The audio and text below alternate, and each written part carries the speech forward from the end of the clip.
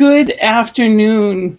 I'm Gina. I am blessed to be here with you. My name is Gina Krupka, and I am the spiritual director for CSL Greater Boston and the host of this show, which is Finding the Joy in the Journey.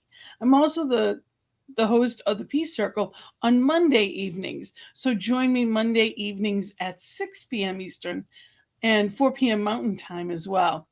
But finding the joy in the journey is just what it says. We are figuring out, what are we looking for? How am I living my life? Am I doing it in a way that is giving me that maximizing joy, that fun? Am I having fun along the way? Or is it just the to-do list and the tasks and all that goes with it? Far too often we are caught up in the moment. We are caught up in what's going on in the outer world and the to-dos, and time just flies by. Especially as we get older and we have more responsibilities, we can easily, as a parent or even as a grandparent, there's so much that vies for our attention. And often we get caught up in the doing more than the being. So here we come together every week, and the topic is finding joy in your life. And all of the guests that we bring on are different people that are teaching us how to find more fun, to be present now, and live the life that we choose to live in a joyous way. So today is no different. I have a wonderful guest today that I am excited to bring on.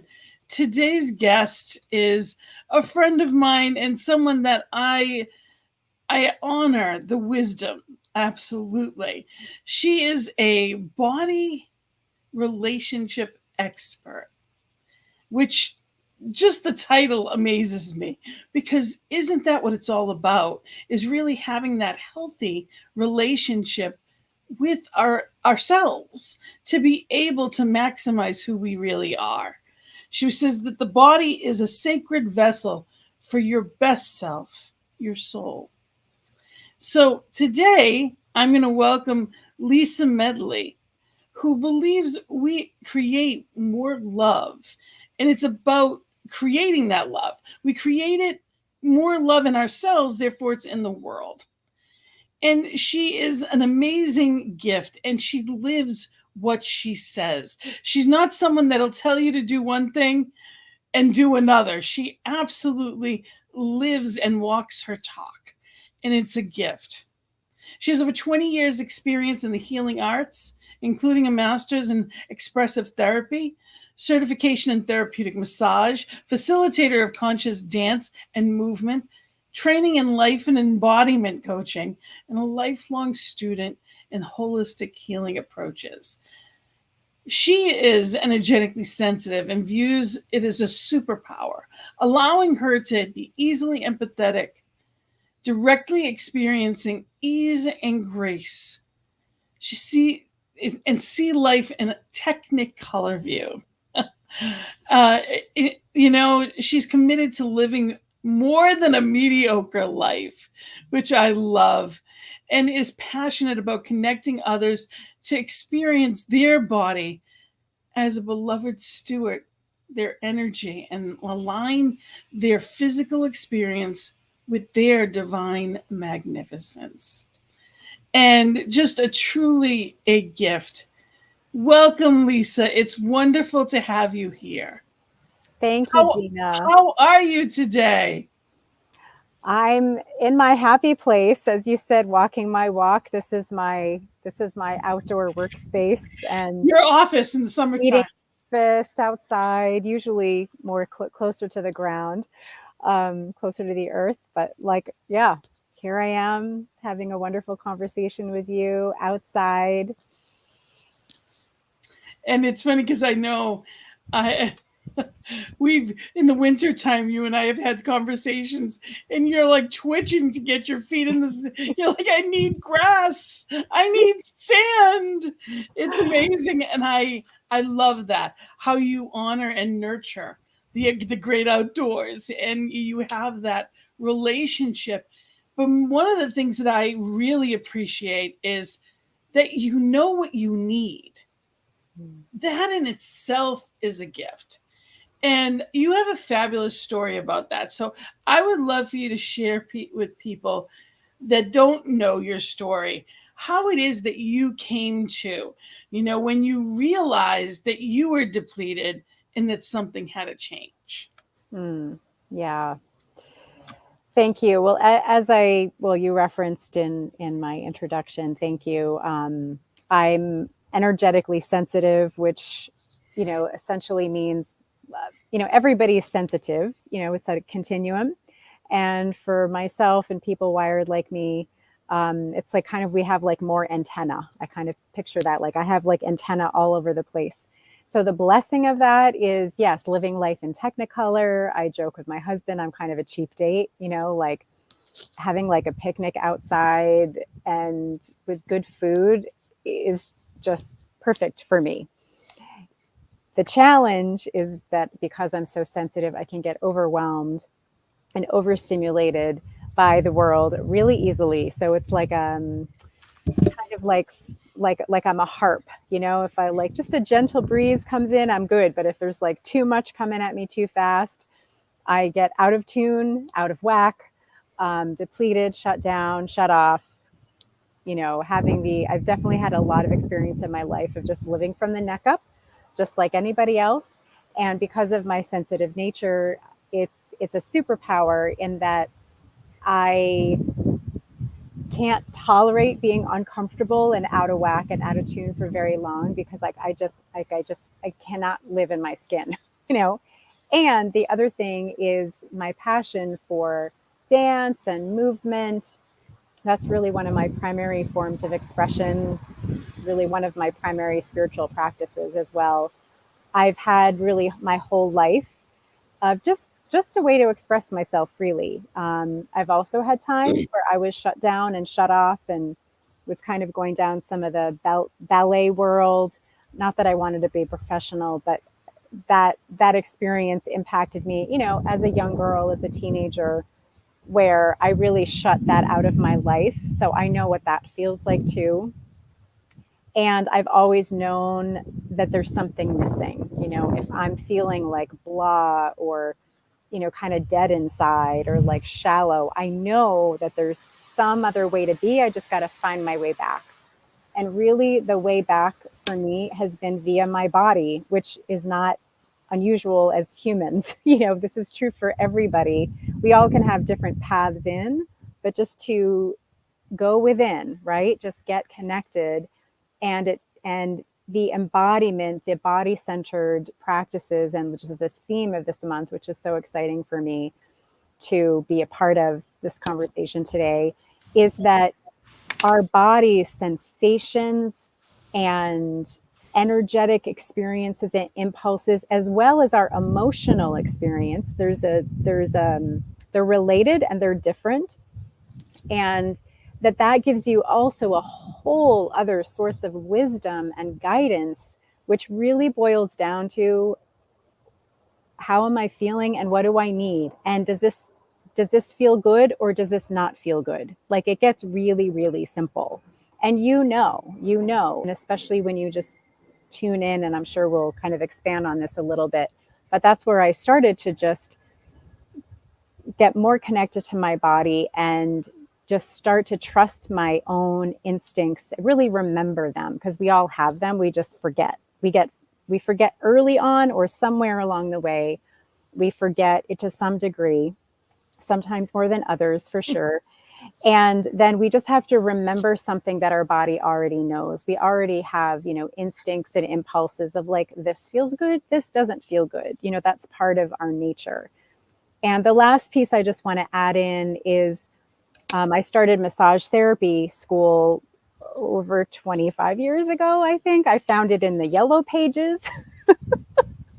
This is before the internet, or I mean, I think the internet was around, but it hadn't quite. I wasn't searching on the internet yet, so it was that long ago. And that experience, well, I mean, massage therapy is an amazing field and profession, and one of many healing modalities. And I started to learn about how the body works. So, anatomy and physiology, and that with just my own more kinesthetically body centered way of approaching the world really brought this knowledge and expertise and like demystified, that we are supposed to feel good. Like we are designed naturally, divinely to feel comfortable in our own skin from the inside out. This isn't just like this lofty ideal. It's actually true. It's built in with our natural physiology and anatomy. And so that solidified like, oh, this is how the body works. I have power over that the more that I understand that. And, now in this phase of my life, I'm teaching people in little ways at a time to just understand what's happening in here.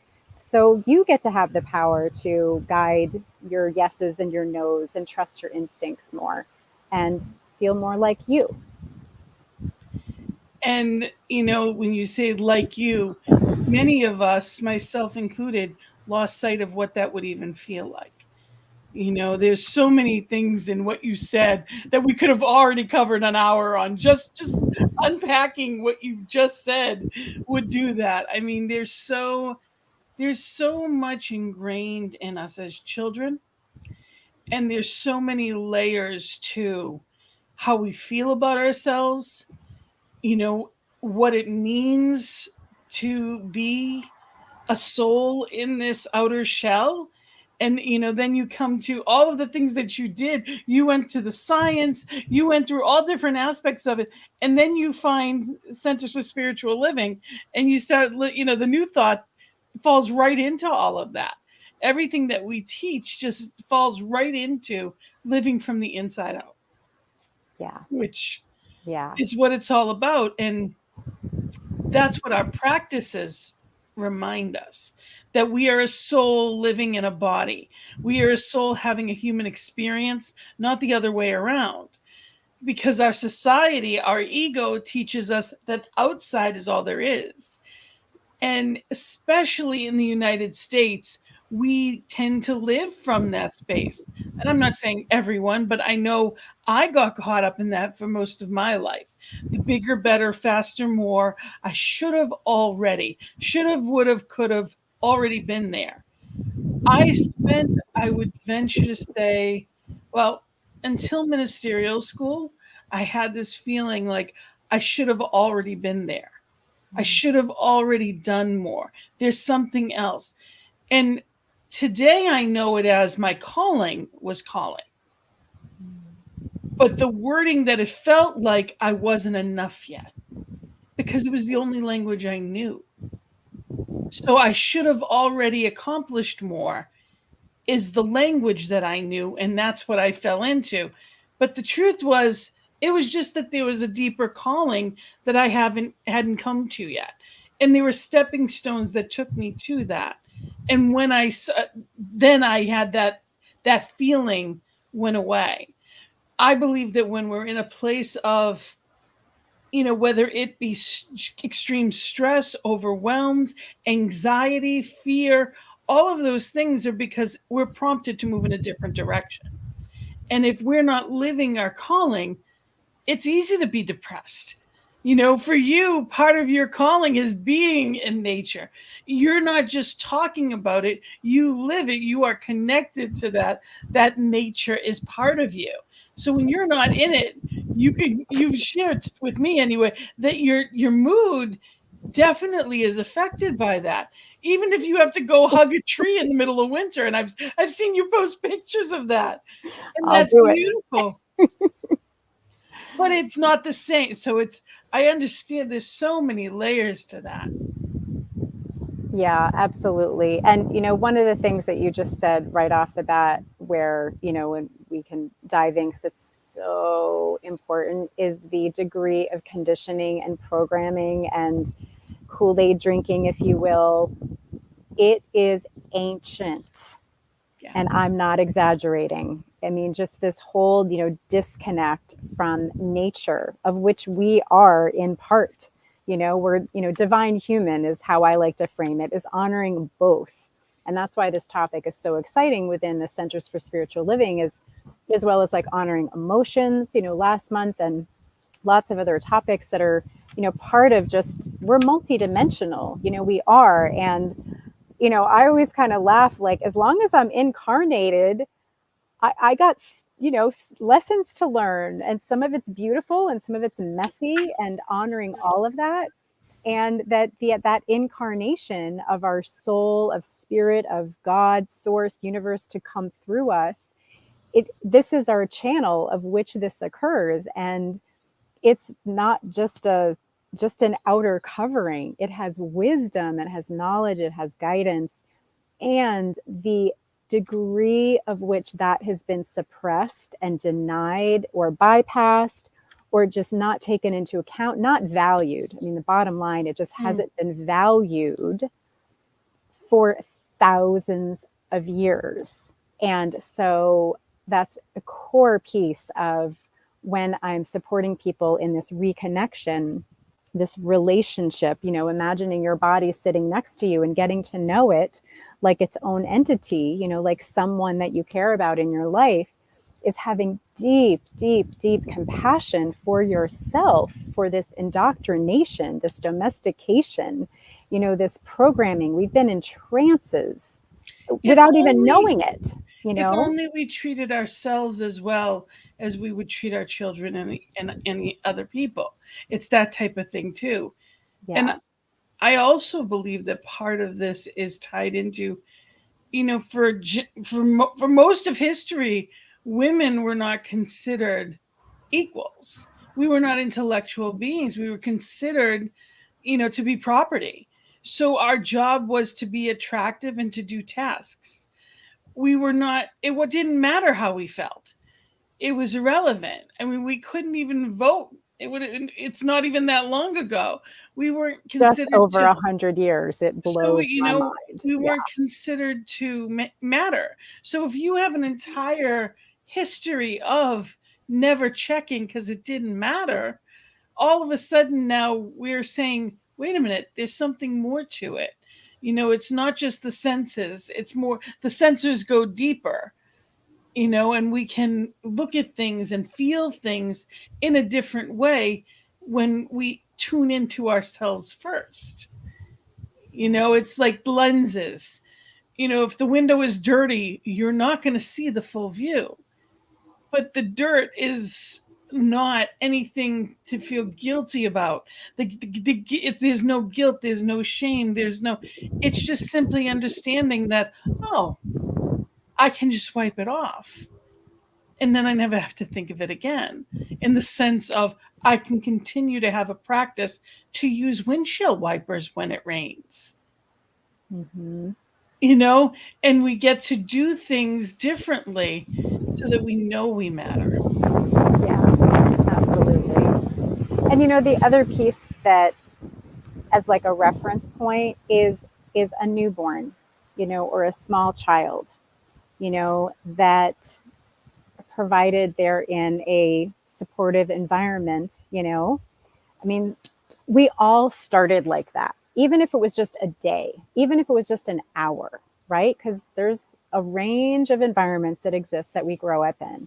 But even, like, my point is just naturally we're designed, for however long that gets supported, to know and ask for what we need. We cry, we squirm around, we sleep. It's all right there. It's natural, it's built in. And anything that until we learn not to. Until we learn not to. And just like any kind of ism, in our world that separates, it's a learned behavior. Yes. It's a learned behavior, but it's not natural. It's not our birthright. We're not supposed to hate other people or hate ourselves or diss anybody, including us. That's not That's not our design, our divine design or our human design. I love this. Everybody is beautiful. Everybody. It doesn't matter the color, the shape, the size. It doesn't matter the gender. It doesn't matter what anyone is. Everybody is beautiful. And our body is a temple that needs to be honored always, not when we get to it, but always. And when we think of that, it means different things to different people. But this month we are at CSL. The theme is body. And of course I had to bring you right in because because that's what it's all about. And there are some people that's like, to me, everybody has their own expertise. There's different aspects of things that you're good at. You're not going to go to an optometrist, an eye doctor, when your foot hurts. You're not going to go to someone that doesn't have a reference point. But yet in life, we often go to the wrong people for advice. So our friends may be sitting around all complaining about, well, I need to lose weight and I need to do this and I need to do that. But we're all talking to each other, keeping ourselves on that negative plane, not getting the help that we need. To just realize we already are it. It's not anywhere else. It's listening and putting into practice. But it's also coming to, realizing there's tools that we can use. And I know I'm going to put a plug in while we're talking about the tools. I want to mention, and I'll mention it again later on, but you're going to be giving a workshop on this the end of the month, both in Boston, and you're also going to be doing it in Rhode Island. I know the Rhode Island one is online. That's what this one is. So it's the last Sunday of the month on the 26th. So you're going to be doing this, and people can come. It can be virtual via Zoom as well. It's come home to your body. 3 ways to raise your body consciousness and thrive. So tell us a little bit about this. Yes, and I'm the title of Sustained Divine Connection is there's many tools and practices. Thank goodness, thank goddess that we have so many spiritual tools and practices. And from my perspective, my calling is that our body and how it speaks to us, how it guides us is to, yes, that feels good. No, that doesn't feel good. What am I feeling? What do I need to get in alignment is another tool. It's another pathway. And it's a way to sustain that connection because we, as humans, again, using that word incarnated, meaning we have a physical form as long as we're here, is that we can't just live in our head. We can't just live in our heart. We need that for sure. We also have to integrate, our gut, our instinct, our impulses, all of us. It's not, one or the other. And so what I'm teaching in there are just 3 ways, 3 perspectives, paradigm shifts, and some real practical application of just how to connect in a simple way, in a sacred way, to integrate your body wisdom, your relationship with your body, to also support you. And that word sustain is one of my top values for my life personally, professionally, is how can we just continue to have this going within on all levels of being. What is spirit wanting to come through? What are my thoughts? What are my emotions? And what are the sensations, which also includes intuition?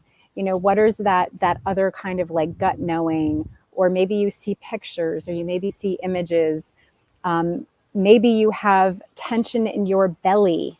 Maybe you stop breathing. Maybe you're clenching your fists without knowing it.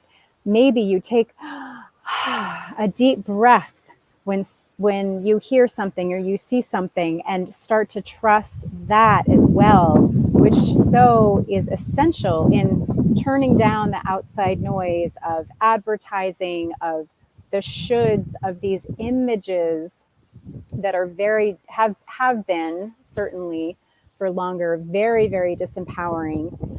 Actually, in the early 1900s, I'll just give you a little history there. In the early 1900s is when print advertising started and the beauty advertising started. So those two forces that came together, and this isn't really that long ago in the grand scheme of things.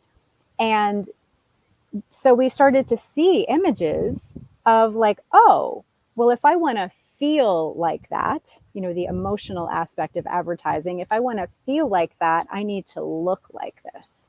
And I need to put my size and shape and make it different because I should be looking like that, or I weighing like that, or wearing that kind of style, or whatever the heck it is, right? And that impacts us so much. And now in this day and age, with social media and 24/7, those images, continue just to bombard us. So being able to turn down that volume on the outside and just what feels good to me. How do I measure beauty? What does that even mean? Right. I mean, and we all Yes. get to decide that. Just like success or any other quality, like what does that mean? For me personally, how I just translated, and certainly what I'll talk about in the workshop, and I'll just weave it into our conversation here too, is we're energy, we're life force energy. And you can call that God, you can call that universe, you can call that source, you can like that of which we speak of, we are made of that. That's what keeps us alive and vital. And so your body is divine because it's made of the same stuff.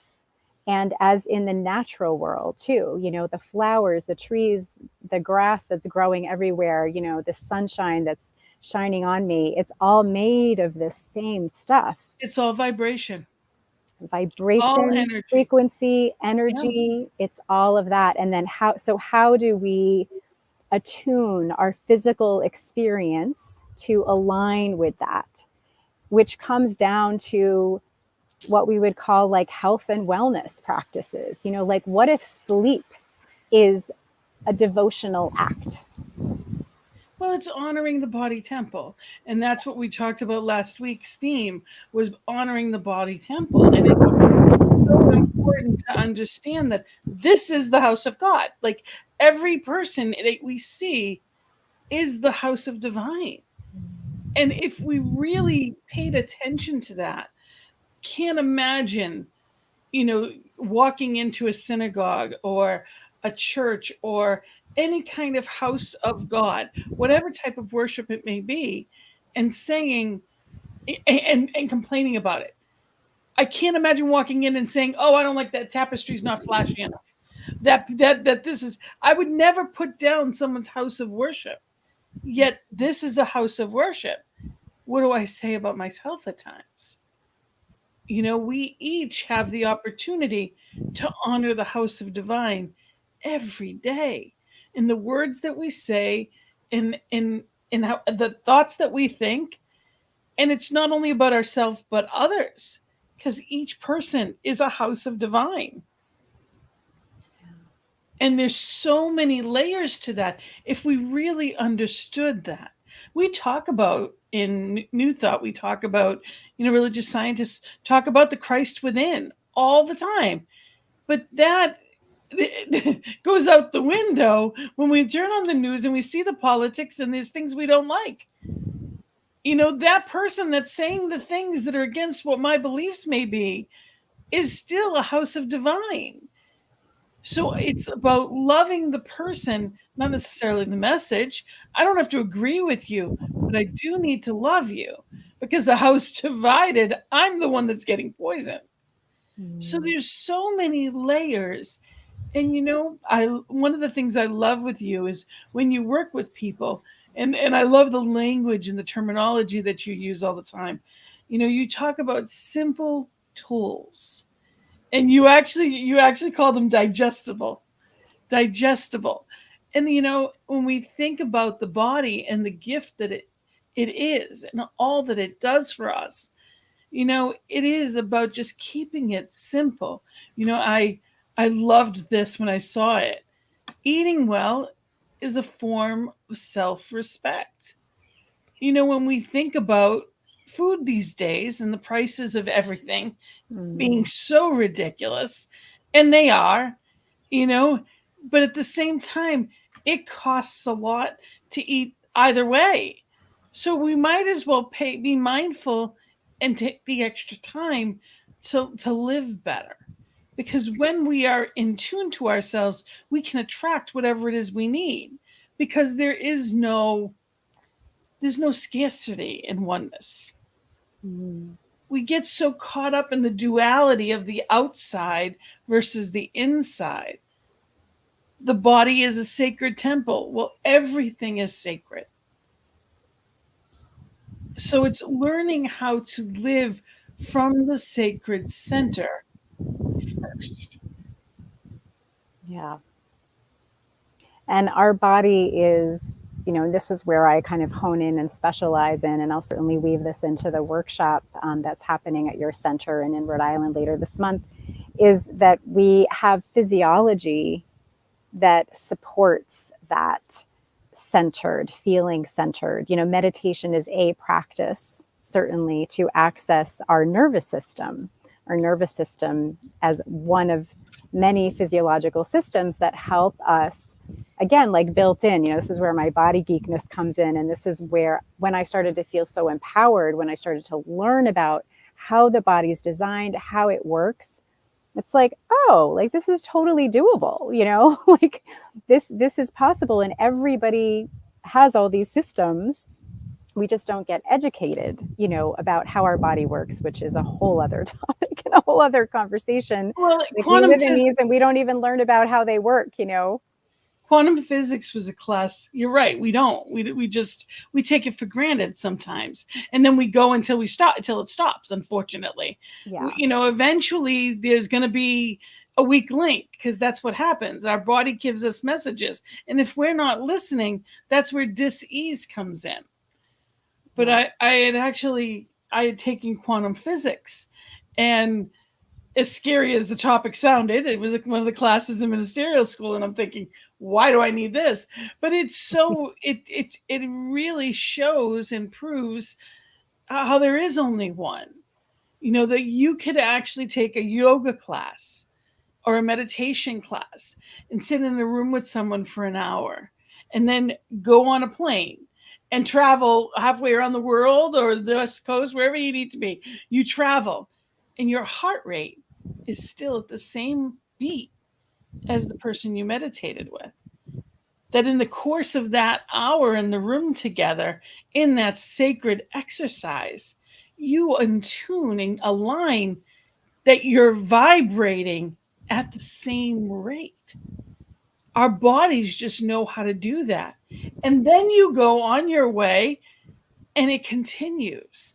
So when we come together in community on a Sunday or whatever day it may be, in sacred connection, we're vibrating differently when we leave. That's why it feels so good to see these people, to be in a sacred space with people and have those divine connections, because we're literally changing our heart rate, which is the center of us. They're realizing that more comes from the heart than it does from the brain. They're finally getting that this isn't a machine. It literally is a receptor of the heart. So if the heart is beating differently just by taking that sacred time and being in sacred space, imagine the ripples of that. Absolutely. And there's also another brain in the gut. So we have, and then, and our 40 trillion cells of our body have like amazing intelligence as well. But yeah, we have a lot. We are so more than walking heads. And yes, heart math is one organization you can dive more into, and you may have some other references too that has a lot of science behind the brain and the heart, and then the brain and the gut which again, bringing into, food, nutrition, hydration, movement, like all all of what we call, health and wellness are all, as I said, they're spiritual practices, if you will, to support our intelligence and to support the alignment of, like, when we go within, it just, is it resonant, that frequency, like, does this resonate with me, and that we're all different, unique, and connected at the same time.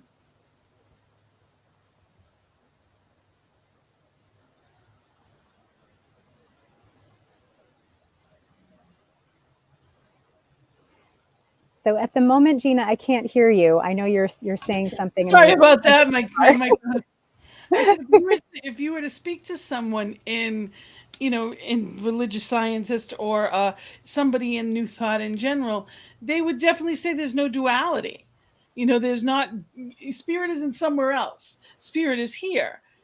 And do we live that way? Because it was ingrained in me as a child. Really, self-care was one of those things that, it was selfish. When you took the time for you, it was about being selfless and putting other people first. But it was often done as a martyr, at which point you just lose it's not a point system. You don't get extra credit for not taking care of yourself. As a matter of fact, there's less of you able to do it in the long run, and you're doing a poorer job of it when there's resentment and frustration along the way. So if I have nothing to give, I'm hurting both of us. Yeah, absolutely. So it's our job as parents and grandparents and aunts and uncles, we get the opportunity to help each other live differently. Yeah, absolutely. And yeah, I definitely want to just speak to a bit about the oneness, the connectedness, for sure. And because of our physical, energetic, what I call, like, we're bioenergetic individuals, so we, every body needs sleep, nutritious food, hydration, rest, restoration, de-stress, hugs, social, um, connection, feeling your feelings, movement, like, everybody needs that just for optimal well-being, just how we're designed. And within that, there are differences, and it's okay. It's okay. And it comes back to, what do I need? What do you need? I need like 8.5 hours of sleep. That's what I need. And so for me to be my best self, for me to be what I reframed selfish to be like selfing, you know, like, I love that to like selfing. selfing. Because I looked, a slight aside, but related. I looked in the dictionary one day of like what ish means, like what is this selfish thing? Because it has a very strong weight about it, this word, right? Just as you were describing, absolutely. And then we feel guilty about taking care of ourselves. It's like, that doesn't make sense. And so, like, ish means like relating to, like the color behind me, this is like bluish, it's bluish. It's relating to blue, the color blue. My shirt is kind of bluish, right? And that's what, so relating to self is bad. It's just, again, one of those learned behaviors, those learned thoughts, those learned paradigms. And so, to your point, like, the more that that we are all connected, and that we need to honor our bioenergetic individuality, or however you want to frame that, just like what you need. And because if I deprive of myself of sleep to be at one, then that doesn't really do anybody good, So I need to just honor my own universe and, be connected to the outer universe at the same time. It's, it's amazing to me that we'll often take better care of our cars than we will our bodies. If my car needs gas, I'm going to put gas in. But how many times, you know, I may do it, I try to be mindful of it when I'm leaving for the day. All right, what do I need to bring with me? Do I have enough water with me? Do I have what I need? How long will I be gone? Do I need to bring things with me? Because the only thing you find when you're out is crap food. There's a lot of, like, what was easy and what I've always lived on when I was in a hurry was not the healthier choices. So it's learning how to plan ahead and know the day before, okay, I'm going to be out tomorrow all day. I need to pack a lunch. I need to bring things with me. I need to, or I choose to. Not I need to, because I can do anything, but what am I choosing to? And I love the when we fail to plan, we plan to fail. You know, and it's understanding that all of those little things help us honor ourselves. Yeah. Because Yeah. when I say I'm worth it, then I'm teaching my daughter that she's worth it. And she's teaching my grandchildren that they're worth it. Yeah. And, related to that, and just bringing that compassion back in is we haven't been sufficiently taught or supported, so it's like just letting ourselves off the hook to an extent, right? It's kind of a double edge, that we haven't been taught how to do that. The messages to counter tuning in and taking care of ourselves are so loud Yes. that it's it's like you got to cut yourself some slack if you don't know. I was just talking with one of my clients the other day. She's like, I just don't know this. I'm like, I know, and it's okay. I mean, it's not okay, and don't beat yourself up about it that you don't know. I mean, just like things in my life that I'm learning, I didn't know that. I didn't know how to do that because I wasn't taught, right? That's true for everybody. And at the same time, we have the power and the what I how I like to frame it is the response ability. We have the ability to respond. And this is, where I was, talking with this client, like with fierce love, only you can do it. Only you can make that choice because you can to take those few extra minutes and pack yourself a lunch.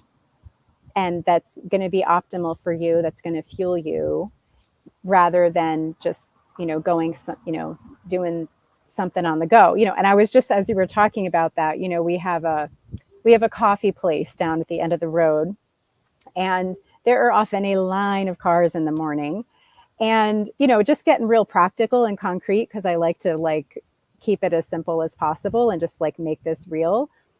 Like the amount of time, let's just say car number 6 in that line, how long are they waiting in line to get whatever they're driving through, where they could use that same amount of time to prepare something at home, or just take those bag of almonds and put it in a little snack bag. And I'm not saying almonds for breakfast. I'm not saying that, but just some kind of preparation thing, or protein snacks for your day or whatever that is. Yep. And it's not always that simple, and no judgment for drive-through coffee places or any other places. I was going to say I did it this morning. Yeah, and it was 9 minutes. So I'm going to let you know it was 9 minutes. So. right. So no judgment about that. And when we get caught up in oh, it's going to take so much time, or it's so expensive to eat healthy, it's not necessarily. It's Some of it is just that we don't skills. know. It's learning. Yeah, and that's going to take more time and energy to learn new skill. Yeah, sorry, I talked over you. Yeah. No, that's fine. Growing up, my mother's idea of vegetables was canned corn. That was it. Or occasionally canned green beans. She wouldn't eat them, but occasionally she knew to serve them. That was what we had for vegetables, because she didn't like vegetables. So she didn't make them. So you cannot know what you weren't shown or taught. That's right. But then it's saying, okay, well, now what? So what do I do with this? And when you've been used to eating junk, the fresh vegetables don't taste as good. But when you stop eating the junk, the fresh vegetables taste that good. Our taste buds actually come back to life, and they honor us as we honor it. And it really is about just looking at life from a different cleaning the windshield, cleaning the windshield. Mm. And taking the time to speak to someone like you that's going to give us that opportunity without judgment. And that's the most important thing I want people to know as well, is that when people work with you, and again, I you can see that you have I know you have it on you have your name with that on there, but on at your website you have all your contact information. Yeah. And I also encourage people to go to your website for your newsletter. You are on, I know you're on Facebook, Instagram, you have a YouTube channel, LinkedIn, and you post all kinds of little self help videos that are things that everyone can do or anyone can choose. But it's a question of, do I make it a priority, or do I even know to look at it? And I just want to say we are live. If anyone has questions, you're welcome to just put them in the comment section, because we are live, and we'd love to hear from you. Yeah, absolutely. And the making choices, a lot of what I have just discovered in my own work, my own journey, of course, of, being a walking head and being shut down and suppressed, and, my own experience of that, and then finding my way back, is really looking at the paradigms, our beliefs, right? So we've been taught to believe, not to tune in, not to listen. We're just walking heads, we just drag our body around. That's what we've been taught. That's the paradigm. That's the belief system. And so part of that compassion is just learning otherwise, learning, partly why I love nature so much. Well, because it feels good to be in it. Because I feel, it's like a energy cleaning sweep, just being an energy. There's forest bathing. It's real. It's real. It helps to resonate, with that alignment, and that it's part of the, choosing new patterns and behaviors, and also reframing the paradigm, and just understanding, the how and why of it. So when I work with people, I really start, like, I take a couple of steps back to, like, let's just look at the paradigm that we've been under. Let's look at the hypnosis, this trance, this spell that we've been under, and look around you at all of these messaging and department stores and media, that it's not true. It's not real. Age And 7 and 8, they're already body image issues. oh, We were yeah. talking about that earlier, that there's already like a lot of young, not even adults, not even preteen anymore. Even before that, there's serious image issues. And that doesn't happen by accident. That's not even happening by what they're watching on cartoons. That's what we're seeing from either older siblings or our parents. And I don't say that in guilt, and this isn't new. I actually worked in a weight loss office at one point, and I was working with someone who was paranoid. She was going on her 50th wedding anniversary cruise and wanted to be the same weight that she was on her wedding day. Now, if you saw the woman was in her 80s, and she was beautiful and fit, and she was very able, and all that goes along with it. Thin, beautiful, well put together, the whole bit. And all she would do is complain about how her daughter was constantly worried about her weight. Her daughter was constantly worried about what she ate, and she worried that she had a problem. And I don't know where that came from. She said, I don't know why she would be like that. And my experience of her mom in her 80s is still worried about every ounce, weighs herself every day, and literally punishes herself till she can be the same number on a scale as she was when she was 25. But she doesn't know where her daughter got it from. So it's one of those things that we sometimes are detached from our own reality. Absolutely. I was inhaling pollen, I believe. So my body was telling me to expel it. I put myself on mute. Yeah, absolutely. How can we trust ourselves if we don't know what's a yes, what's a no, what feels good, what doesn't feel good, how our body works, how amazing and magnificent it's designed, how it knows how to heal itself. We don't get educated in that. So if we don't have that frame of reference, of course we're going to look outside, for frames of references to things to center ourselves around. Like that's very like normal and natural to do. And it's just a huge, huge, huge gap. I was just a quick story. I was in, talking about like the impact of media and imagery. I was in a store with my son, who was probably like 5 at the time. He's older now.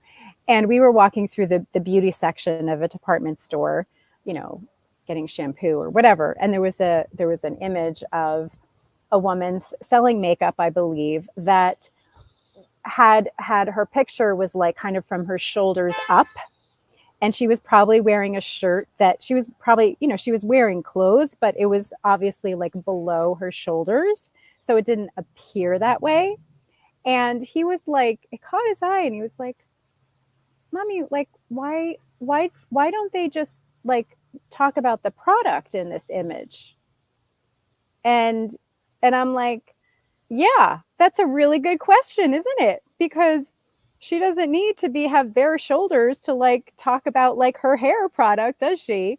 I Or mean, I know we, eyeshadow or any of that or stuff. Yeah. whatever it was, but like he picked up on that too. I Yeah. was like, that's an excellent question. Very high observational skills, right? Well, he's And if also your son who's been around that type of, you do honor yourself. You do speak a different language when it comes to your speaking of your body. You speak in a different way. You give it a different level of honor. And that's what it's all about, is honoring ourselves, yeah, is yeah. And befriending ourselves and treating ourselves like we would our best friend or our child. Really yeah, being in that place of lovingly caring for. yes, yes. And I have found that starting to look at the impact and the influences of like why that's hard, why that's difficult. Because the good news is that when you become aware, like my son, and or even today after listening today, like look at commercials, like go to a department store, just like notice the imagery around either body image, shape, size, weight, as well as like pushing through, like, that coffee place that I was mentioning, America runs on fill in the blank, like that's all part of that. Like just push through, just go, just drink this and drink that. Again, they're choices, they're not sustainable, because we do need to rest, we need to recover, we need to honor whatever our uniqueness is, however we're designed. My mom And is just for more the record, I love my coffee. Yeah, I love my we're, coffee too. we're in the Northeast, so they're on every corner, literally on every corner. Like people, the rest of the world doesn't understand how much we have. Like in a 5 mile radius, you'll have 10 sometimes. You'll Yeah, have five to yeah, 10 coffee shops. It's that, and most often people are getting something with them. yeah. And that's like, I'm not knocking It's that not at about all. judgment. Yeah, and it's more like the more of the messaging to push ourselves beyond our natural limits, to make ourselves fit and attempt to mold ourselves into an image that, like, I don't even know what, like, teeny tiny percentage of people in the population can actually naturally look at. Like, it's just like, look at those messages, just start to see and become aware of the water that we're swimming in, the air that we're breathing without even knowing it. And so when you can start to see that, what I've discovered for myself personally and working with people, that can just help to make those internal choices a little easier. Yes. Because guess what? It's not difficult. Like, it's not complicated. It Just may about take some beginning. effort at the beginning, right? You It's just have to just begin. it's just beginning and taking small steps that Yeah. turn into, just like anything else.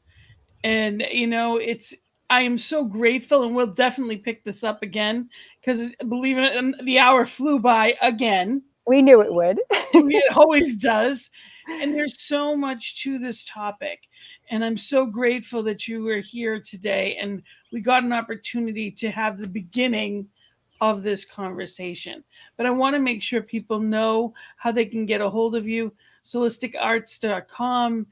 Lisa is amazing, and there's no judgment, and wherever you are, it's a perfect place. So I encourage people to reach out to you, definitely to sign up for your newsletter. You always send out such amazing tips, simple, down to earth, digestible truths, and I really do appreciate that.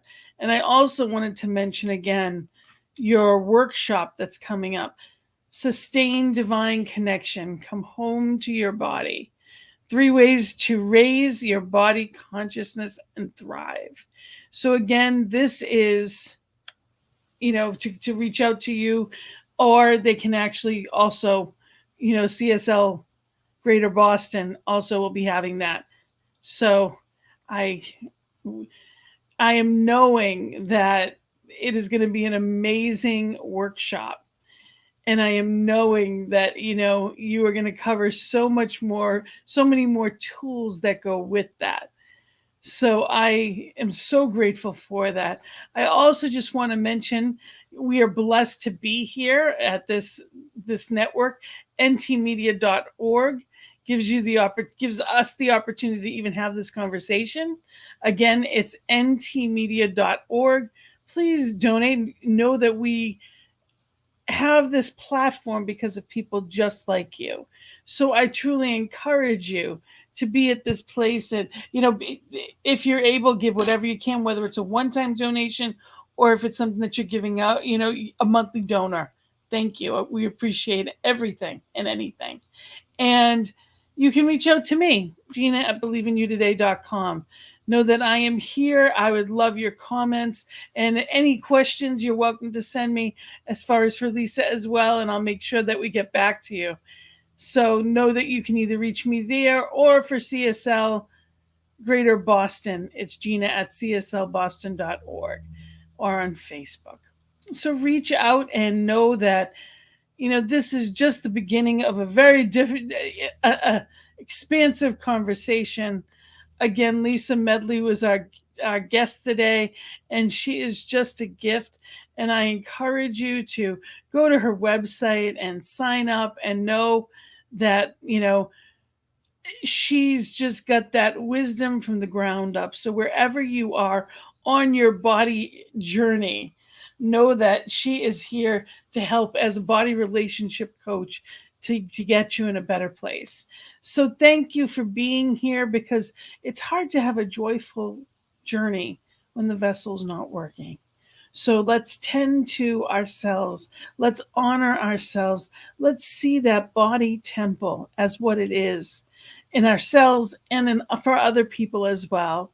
Let us know that truth, that there is only one, and that one power, that one love is exactly where we are. So I am knowing you're living your best life. I am so grateful that you joined us here today. Wishing you light and love, and I'll see you next week. Namaste.